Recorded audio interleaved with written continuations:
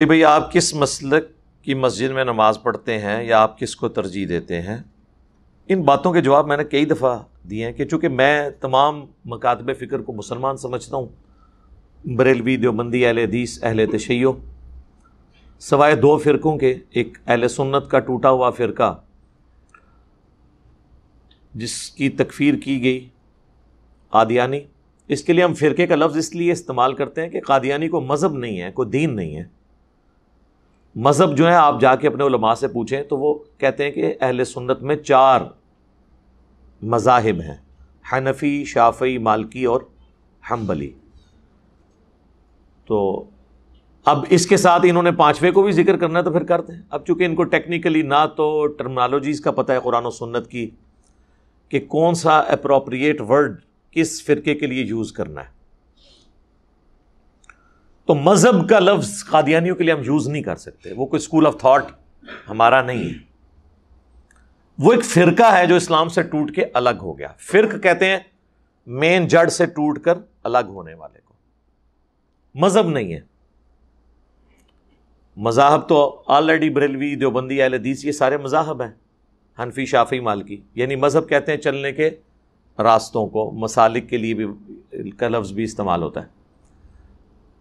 تو چونکہ انہوں نے ایک ختم نبوت کے مسئلے میں بہت بڑا اختلاف کیا، اس وجہ سے ان کی تکفیر کی گئی، ہم انہیں کافر سمجھتے ہیں۔ اور دوسرا فرقہ جو اہل تشیع میں سے نکلا ہے، نوسیریہ، جو ہمارے سب کانٹیننٹ میں تو نہیں ہے لیکن شام کے اندر وہ موجود ہیں۔ اب سب کانٹیننٹ میں بھی ان کی کافی سارے ذاکرین نے آ کے ممبر سنبھال لیا ہے، جس کی وجہ سے علماء پریشان ہیں۔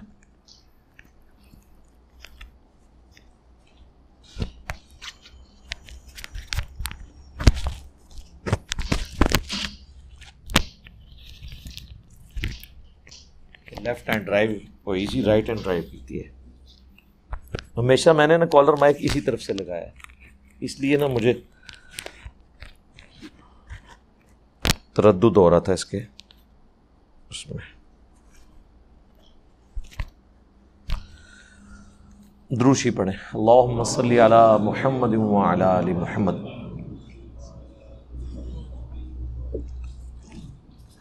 چونکہ نماز سب کے پیچھے ہم پڑھ لیتے ہیں، اس لیے مسجد والا تو چکر ہی ختم۔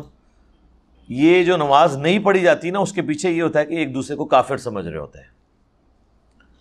مسلمان بالکل نہیں سمجھتے، ورنہ نماز پڑھ لیں۔ ہاں ظاہر ہے پبلکلی یہ تو نہیں بولیں گے کہ ہم کافر سمجھتے ہیں۔ آج کل تو رد الفساد اور ضرب عضب کی وجہ سے لوگوں کے لیے پریشانی ہے، ورنہ تو پہلے آپ کو پتہ ہے کہ ہمارے ٹوائلٹس کے اندر چاکنگ ہوئی ہے شیعہ کافر کے نام سے، کیا یہ نہیں ہوتا رہا؟ اور اس ویڈیو کی وساطت سے میں اپنے بھائیوں کو بھی ریکویسٹ کروں گا کہ اگر آپ کو کوئی کسی مسجد میں نماز پڑھنے سے یا رفع الیدین کے ساتھ سنت کے مطابق نماز پڑھنے سے روکتا ہے، تنگ کرتا ہے، کسی سے الجھنے کی ضرورت نہیں ہے۔ ایک سادہ کاغذ کے اوپر اپنی ہینڈ رائٹنگ کے ساتھ اپلیکیشن لکھ کے قریبی تھانے کو دیں، آپ دیکھیں وہ مولوی آپ کے قدموں میں گرے گا آ کے، جتنا بڑا مرضی وہ ڈان ہوا۔ اب ان کے لیے جائے پناہ نہیں پاکستان میں انشاءاللہ تعالی۔ آپ نے ان ڈائریکٹ تو الجھنا ہی نہیں ہے۔ یہ اکثر لوگ کہتے ہیں نا جی وہ مولوی صاحب تنگ کرتے ہیں، منع کرتے ہیں۔ ان کے باپ کی مسجدیں یا تو لکھ کے لگائیں یہ مسجد ہماری ذاتی جاگیر ہے، صرف ہمارے فرقے کا بندہ نماز پڑھے گا۔ یہ تو ضرور لکھا ہوتا ہے انہوں نے کہ یہاں پہ خطیب یا امام فلاں فرقے سے ہوگا، یہ کسی نے نہیں لکھا ہوتا کہ یہاں پہ نماز صرف فلاں فرقے کے لوگ پڑھیں گے۔ یہ کہیں آپ نے دیکھا ہے کسی مسجد میں لکھا ہوا؟ تو اس کا مطلب کیا ہے کہ وہ اس چیز کو مانتے ہیں کہ ہم سب کو الاؤ کریں گے۔ تو جب تنگ کرے آپ کو کوئی، سادہ اپلیکیشن لکھ کے نا تھانے میں دیں، نام لکھ دیں اور کہیں کہ جی یہ اس طریقے سے مجھے تو، اور ہم نے یہ پریکٹیکلی لوگوں سے کروایا۔ آج کل تو آپ کو پتہ ہے تمام مکاتب فکر کی جو وہ نان سٹیٹ ایکٹرز تنظیمیں بنی ہوئی تھی نا، ساری کی ساری اس وقت جو ہے نا وہ لائن حاضر ہوئی ہوئی ہیں، ایک ایک کر کے سب کالعدم ڈکلیئر ہو رہی ہیں اپنی حرکتوں کی وجہ سے۔ میں تو اس حق میں نہیں کہ کسی تنظیم کو کالعدم ڈکلیئر کیا جائے، لیکن ان کو بھی اپنی حرکتوں کے اوپر غور کرنا چاہیے۔ کیوں اپنی اس قسم کے پولیٹیکل ایکٹیویٹیز کے ساتھ پیرلل میں اس قسم کے نان اسٹیٹ ایکٹر بھرتی کر کے تو وہ اس قسم کی ایکٹیویٹیز پرفارم کرتے ہیں۔ لہذا مساجد ساری اللہ کی ہیں، تو میں ہر جگہ نماز پڑھ لیتا ہوں، اس چیز کو نہیں دیکھتا کہ یہ بریلویوں کی مسجد ہے، دیوبند کی، اہل حدیث کی، یا ایون شیعہ کی، حالانکہ اہل سنت اہل تشیع والی تفریق ذرا بڑی ہے، فائدہ نہیں ہے نا اس تفریق میں اب پڑھنے کا، جب مسلمان سمجھ رہے ہیں تو پھر نماز ہو جائے گی۔ بیسیکلی یہ کفر اسلام کے فتوے اور کسی کے پیچھے نماز ہوتی ہے نہیں ہوتی، اس حوالے سے آپ کو قرآن و سنت میں کوئی بات نہیں ملے گی، یہ سارے علماء کے فتوے ہیں، چاہے پرانے علماء ہیں چاہے جدید دور کے علماء ہیں، فتویٰ آتے ہی اس وقت ہے جب قرآن و سنت میں کوئی بات موجود نہ ہو۔ میرا ایک معصومانہ سوال ہے کہ یہ جو ایشو ہے کسی کے پیچھے نماز پڑھنے کا، کیا یہ کوئی فروعی مسئلہ تھا یا یہ کوئی جدید دور سے تعلق رکھنے والا مسئلہ تھا کہ اس کے اوپر آج کے علماء کے فتووں کی ضرورت ہوتی؟ ریل گاڑی میں نماز، ہوائی جہاز میں نماز، یہ باتیں تو سمجھ آتی ہیں، بریلوی کے پیچھے نماز اور دیوبندی کے پیچھے نماز اور اہل حدیث کے پیچھے نماز، سنی کے پیچھے نماز، شیعہ کے پیچھے نماز، یہ تو پرانے مسئلے ہیں، فتوے آج کیوں آ رہے ہیں؟ حالانکہ اس سے زیادہ گمراہ کن فرقے صحابہ کے دور میں موجود تھے۔ کوئی مجھے بتائیں کہ صحابہ کرام ایک دوسرے کے پیچھے نماز نہ پڑھتے ہوں یا ان فرقوں کے پیچھے نماز نہ پڑھتے ہوں۔ سنن کبریٰ البیہقی میں موجود ہے، عبداللہ بن عمر خوارج کو سلام بھی کرتے تھے، ان کے سلام کا جواب بھی دیتے تھے، اور حی علی الصلاۃ حی علی الفلاح پہ بھی جواب دیتے تھے، یعنی نماز بھی پڑھتے تھے۔ جب لوگوں نے پوچھا، انہوں نے کہا جب تک ان کی مساجد سے حی علی الصلاۃ حی علی الفلاح کی آوازیں آتی رہیں گی، ہم ان کے پیچھے نماز بھی پڑھیں گے، ہم ان کے سلام کا جواب بھی دیں گے، لیکن جب یہ ہمیں کہیں گے کہ ہم اپنے مسلمان بھائیوں کو قتل کریں تو ہم ان کا ساتھ نہیں دیں گے۔ اور معذرت کے ساتھ ہماری عوام جو ہے وہ قتل کرنے میں ساتھ دیتی ہے، نماز ایک دوسرے کے پیچھے نہیں پڑتی۔ دیکھیں الٹ چل رہا ہے کام۔ ہمیں ان لوگوں کے فتووں کی ضرورت ہے۔ سب سے زیادہ خوارج کی وجہ سے تکلیفیں اٹھانی پڑیں مولا علی کو رضی اللہ تعالیٰ عنہ علیہ السلام۔ مولا علی نے تو کبھی نہیں کہا ان کے پیچھے نماز نہیں ہوتی، یہ کافر ہے۔ المصنف ابن ابی شیبہ میں موجود ہے، جب حضرت علی سے پوچھا گیا خوارج کے بارے میں تو انہوں نے فرمایا، پوچھا گیا کیا یہ منافق ہے؟ انہوں نے کہا منافق تو نہیں ہے، اگر منافق ہوتے تو اللہ کا ذکر بہت کم کرتے، جس طرح قرآن میں ہے کہ منافق تو تھوڑا اللہ کا ذکر کرتے ہیں، یہ تو بڑی لمبی نمازیں پڑھتے ہیں۔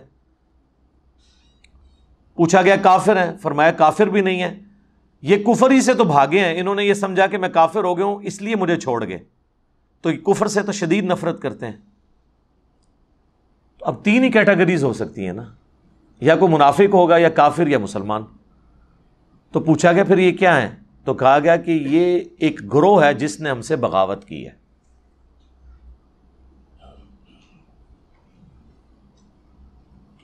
تو یعنی مولا علی نے اس گروہ کو باقی گروہوں کی طرح ایک گروہ سمجھا جنہوں نے بغاوت کی خلیفہ برحق کے خلاف۔ تو بغاوت صرف اہل نہروان اور خوارج نے تو نہیں کی، اہل صفین نے بھی بغاوت کی، اہل جمل نے بھی بغاوت کی، تو اسی کیٹیگری میں رکھا ہے۔ اور آپ کو مزے کی بات بتاؤں، سنن نسائی الکبریٰ کے اندر حدیث موجود ہے، المستدرک للحاکم کے اندر موجود ہے، مسند امام احمد میں موجود ہے کہ اللہ کے محبوب صلی اللہ علیہ وآلہ وسلم ایک دفعہ اپنی زوجہ محترمہ کے گھر سے نکلے اور آپ کی جوتی راستے میں ٹوٹ گئی، تو آپ نے وہ اپنی جوتی اتار کے مولا علی کو دی گانٹھنے کے لیے، تو سیدنا علی وہیں پہ بیٹھ کے اس جوتی کو گانٹھنا شروع کر دیا۔ نبی علیہ السلام تھوڑی دیر تو چلے، پھر آپ سائڈ پہ رک گئے سیدنا علی کے انتظار کے لیے، اور پھر حضرت علی کی غیر موجودگی کو غنیمت سمجھتے ہوئے نبی علیہ السلام نے اپنے باقی اصحاب سے کہا کہ دیکھو اللہ تعالیٰ نے مجھے نبی بنا کر مبعوث کیا، ایز اے لاسٹ ریزارٹ مجبوراً مجھے اپنے قبیلے کے لوگوں کے خلاف ان کے کفر کی وجہ سے تلوار اٹھانی پڑی، قرآن کی تفسیر کی خاطر کافروں کے خلاف مجھے تلوار اٹھانی پڑی. لیکن تم میں ایک ایسا شخص ہے جسے قرآن کی تعبیر کی خاطر مسلمانوں کے خلاف تلوار اٹھانا پڑے گی. اب یہ بہت بڑی بات تھی، وہ کام جو نبی الاسلام نے نہیں کیا، یعنی مسلمان کے خلاف تلوار اٹھانا، لیکن آن دا بہاف آف پروفٹ حضور کے بعد وہ کام کسی اور نے کرنا تھا. تو سیدنا ابو بکر نے کہا یا رسول اللہ کیا وہ شخص میں ہوں گا؟ آپ نے فرمایا لا. نبی الاسلام کی مبارک زندگی میں یہ لفظ زبان پہ آتا ہی نہیں تھا. لا نہ آپ کی زبان پہ ہے ہی نہیں تھی، اس اعتبار سے کہ کوئی شخص آپ سے مانگے اور آپ اس کو انکار کر دیں، اس لیے اب لا کا لفظ استعمال ہی نہیں کرتے تھے. سیدنا عمر نے کہا انا یا رسول اللہ، یا رسول اللہ میں ہوں وہ شخص جو مسلمانوں کے خلاف قتال کرے گا قرآن کو منوانے کے لیے، جس کا ذکر سورۃ الحجرات میں ہے، اگر مسلمانوں کا کوئی گروہ باغی ہو جائے تو اس سے قتال کرو یہاں تک کہ وہ توبہ پہ آمادہ ہو. تو اس آیت کی پریکٹیکل تفسیر کیا میں نے ماننا ہے؟ تو سیدنا عمر کے سوال پہ نبی الاسلام نے فرمایا لا، نہیں، بلکہ وہ شخص ہے جو میری جوتیاں گانٹھ رہا ہے. تو صحابہ اکرام دوڑے مولا علی کی طرف اور انہیں جا کے بتایا کہ اتنی بڑی بشارت آپ کے لیے کہ آپ نے نبی الاسلام کے بہاف پہ مسلمانوں کے خلاف تلوار اٹھانی ہے، ان کا قبلہ درست کرنے کے لیے، جس طرح نبی الاسلام نے ایز اے لاسٹ ریزارٹ کافروں کے خلاف تلوار اٹھائی.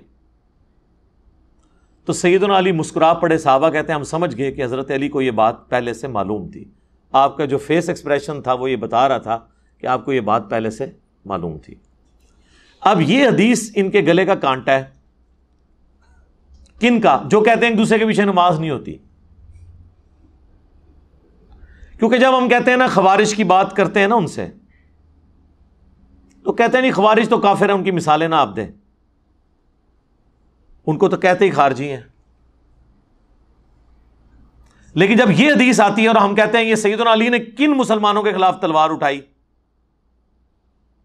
جنگ جمل والوں کے خلاف، بلکہ مجبوراً اٹھائی تلوار تو انہوں نے اٹھا لی تھی.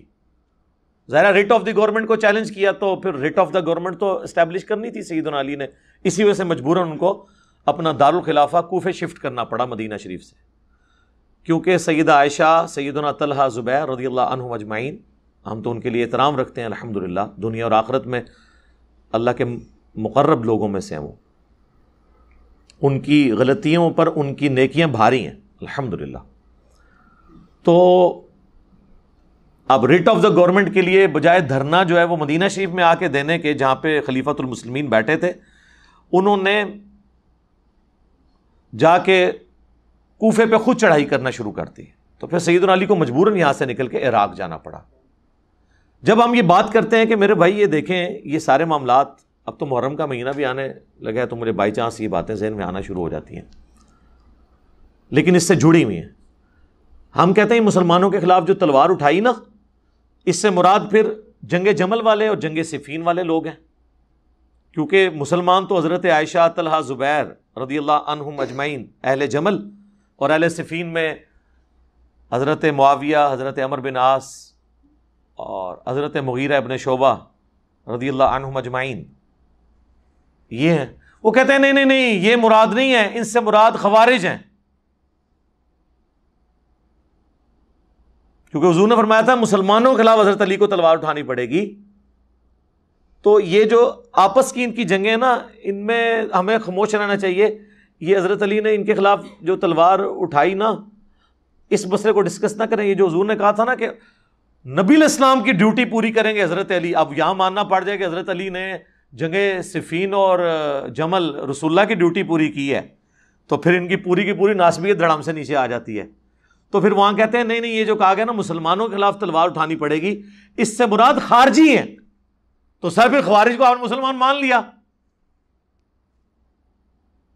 اگر خارجی مسلمان ہے تو بریلوی دیوبندی اہل حدیث شیعہ کیوں نہیں مسلمان؟ حالانکہ خارجی جو ہیں وہ صحابہ کو کافر کہتے تھے. تو آج اگر کوئی کہتا ہے جی فلاں کافر، اس کی بنیاد پہ آپ اسے کافر نہیں کہیں گے، لیکن اس کی اصلاح ضرور کریں گے کہ اس کی وجہ سے کفر دون الکفر تو ہو جائے گا نا. یعنی کفر لوٹ آتا ہے جو بندہ ناحق کسی کو کافر کہتا ہے، لیکن اس کے پیچھے بھی پھر پوری وہ ایک شرائط ہے، ایک معاملہ لادا ہے. تو میں نے آپ کو بتایا کہ صحابہ کرام میں اتنی ٹالرنس تھی. سیدنا عثمان کو دیکھیں, صحیح بخاری میں اوپر تلے 2 حدیث ہیں 694 اور 695. اس پہ باب باندھا امام بخاری نے بدعتی اور باغی کے پیچھے نماز پڑھنے کا حکم, یعنی بدعتی ہو باغی ہو اس کے پیچھے آپ نماز پڑھیں گے. اور پہلی حدیث لے کے حضرت ابو ہریرہ سے کہ وہ کہتے ہیں کہ نبی علیہ السلام نے فرمایا کہ ایک وقت آئے گا کہ ایسے امام تم پر مسلط ہوں گے جو تمہیں غلط نمازیں پڑھائیں گے. تو حضرت ابو ہریرہ نے کہا یا رسول اللہ میں کیا کروں؟ فرمایا ان کے پیچھے نماز پڑھ لینا, ان کی غلطی کا وبال انہی پہ ہوگا. یعنی اگر کوئی امام رفع الیدین نہیں کرتا تو اس کی غلطی کا وبال اس پہ, آپ اس کے پیچھے نماز پڑھ لیں. آج کے دور میں تو ہم یہ بات کریں گے. ویسے تو حنفی آپ کو کہتے ہیں جناب کہ جی جب امام حنفی ہو تو آپ پیچھے رفع الیدین چھوڑ دیا کریں, امام کی پیروی کریں. ہم کہتے ہیں ٹھیک ہے, پھر قائم رہنا ہے, اپنے وضو کو اب توڑنا نہیں ہے. تو تم حج کی ٹریننگ کے دوران حنفی پبلک کو یہ بتاتے ہوگے کہ امام کعبہ رفع الیدین کرتا ہے, امام کی پیروی کرنی چاہیے, لہٰذا سارے بریلوی دیوبندی جب حج عمرے کے لیے جائیں تو رفع الیدین سے نماز پڑھیں. ہیں اگو پریشان ہو جاتے ہیں. انہوں نے سوچی نہیں ہوتا کہ اتنا برا وقت آنا سی ساڈے تے کہ ایسی شے نہ تے مسلط ہونی سی جس نے ٹرنز دا ٹیبل اوور کرنا تھا, انہی کے اصول اور مبادی پہ ان سے سوال کرنا تھا.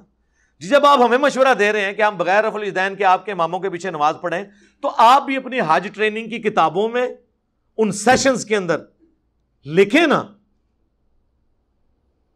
کہ آپ نے امام کعبہ کے پیچھے رفع الیدین کے ساتھ جا کے نماز پڑھنی ہے, امام کی پیروی کرنی چاہیے. ادھر ان کے سارے اصول ٹوٹ جائیں گے, لہذا ان کی منافقت کھل جائے گی. میں نے ان کے جو میک اپ زدہ چہرے تھے نا, ان سے صرف میک اپ نہیں, ان کی کھالیں بھی اتار دی ہیں. آپ کو پتہ نہیں تھا انہوں نے ماسک چڑھائے ہوئے تھے, بعض نے داڑیاں رکھی ہوئی ہیں, بعض نے داڑیاں لٹکائی ہوئی ہیں. یہ مفتیوں کی ویڈیوز نہیں آ رہی ہیں آپ کے سامنے؟ 70 سال کے مفتی کس طرح کی ایکٹیویٹیز کے اندر انوالو ہیں. تو یہ بیسیکلی مسجدیں علیحدہ اسی لیے انہوں نے کی تاکہ ان کی آئیڈینٹی قائم رہے. اچھا, امام بخاری اس کے نیچے 695 نمبر حدیث لے کے آئے. سیدنا عثمان جب محصور ہو گئے, بلوائیوں نے ان کے گھر کو گھیر لیا, مسجد نبوی تک جانے پہ ان کے روک لگا دی, تو سیدنا عثمان کے پاس ایک صحابی حاضر ہوئے. انہوں نے کہا کہ ہمارے امام تو آپ ہیں, ظاہر ہے پولیٹیکل امام بھی اور مسجد کے امام بھی. اس وقت تو خلیفۃ المسلمین ہی نماز پڑھاتا تھا. اس وقت مسجد پہ باغیوں کا قبضہ ہے اور فتنوں کا امام ہمیں نماز پڑھا رہا ہے, ہمیں خطرہ ہے ہم گناہ میں مبتلا نہ ہو جائیں کہ ہم آپ کو چھوڑ کے اس کے پیچھے نماز پڑھیں, تو کیا آپ ہمیں اجازت دیتے ہیں اس بات کی؟ تو سیدنا عثمان نے کہا کہ نماز ہی تو مسلمانوں میں ایک نیکی کا کام ہے, اس نیکی کے کام میں ان کا ساتھ دو اور برائی میں ان سے الگ رہو. یعنی سیدنا عثمان جو ڈائریکٹلی افیکٹی تھے ان کے, اس کے باوجود کہا کہ نماز ان کے پیچھے پڑھو. آپ دیکھ لیں حضرت عثمان کی سنت پہ اس وقت میں عمل کر رہا ہوں خود بھی, بلکہ ایک سٹیپ آگے چلا گیا ہوں اس حوالے سے کہ حضرت عثمان کو تو وہ نکلنے نہیں دیتے تھے. حضرت عثمان نے تو اپنے ساتھیوں کو کہا نا کہ ان کے پیچھے نمازیں پڑھو, اور میں تو خود ان کے پیچھے جا کے نمازیں پڑھتا ہوں جو میرے خلاف جمعے پڑھا کے مجھے مرتد ملحد پتہ نہیں کیا کیا لفظ نہیں بول دیتے. تو حوصلہ آپ دیکھ لیں. تو ہم اصل میں عثمانی ہم ہی صدیقی ہیں, ہم ہی فاروقی ہیں, ہم ہی عثمانی ہیں اور ہم ہی علوی ہیں الحمدللہ, اور ہم بھی محمدی ہیں صلی اللہ علیہ وآلہ وسلم. صلاۃ بر محمد وآل محمد, اللہم صلی علی محمد وعلی آل محمد. تو اس پہ امام بخاری نے 695 نمبر حدیث اور 694 کے اوپر باب باندھا ہے کہ باغی اور بدعتی کے پیچھے نماز پڑھنے کا حکم ہے. یعنی خلیفہ راشد نے ہمیں حکم دیا ہے کہ ہم باغی اور بدعتی کے پیچھے نماز پڑھ لیں. اچھا, حضرت امام بخاری نے تو اس سے یہ رزلٹ نکالا. اب اس کے بعد آگے کوئی مولانا صاحب یہ فتویٰ دیتے ہیں کہ جی فلانے کے پیچھے نماز ہوتی ہے کہ نہیں, تو پہلے یہ طے کرو کہ کیا ان کا جرم حضرت عثمان غنی کو شہید کرنے سے بڑا ہے؟ ان کی گمراہی حضرت عثمان کے جو مخالفین نے جس لیول پہ حضرت عثمان کو ٹریٹ کیا اس سے بڑھ کر ہے؟ کون یہ جرت کرے گا؟ تو مسئلہ بالکل کلیئر ہے. یہاں پہ آپ دیکھ لیں، کہتے ہیں امام کعبہ کے پیچھے نماز نہیں ہوتی، بریلوی، یعنی ان کی ویڈیوز ریکارڈڈ ہے۔ اہل حدیث کہتے ہیں بریلویوں کے پیچھے نماز نہیں ہوتی۔ اس طریقے سے ہر فرقہ دوسرے کے بارے میں یہ بات کر رہا ہوتا ہے۔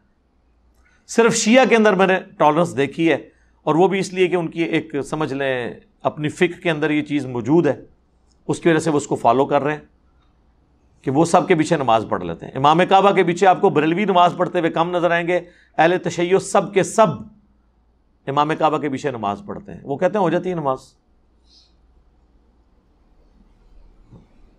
نمازیں الگ نہیں کرنی، نمازیں اس لیے الگ کی گئیں کہ اس کے پیچھے مینٹالٹی سمجھیں۔ یہ ایک دوسرے کو کافر کیوں کہا گیا؟